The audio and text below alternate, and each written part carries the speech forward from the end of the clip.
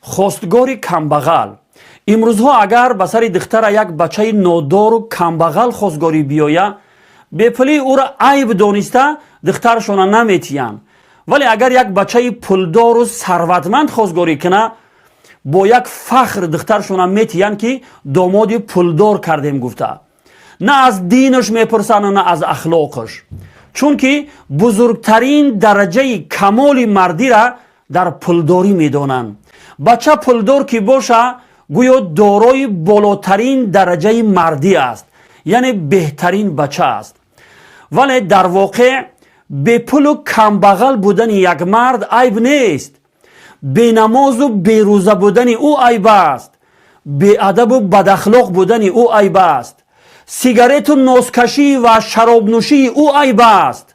فراموش نکنه که مال و ثروت مرد نمیکنه و به کمال مردی نمیرسانه. مرد دین و اخلاقش، تقوا و پرهیزگاریش مرد میکنه و به کمال مردی میرسانه. و این را هم فراموش نکنه که بویگری و کمبغلی در انسان دائمی نیست.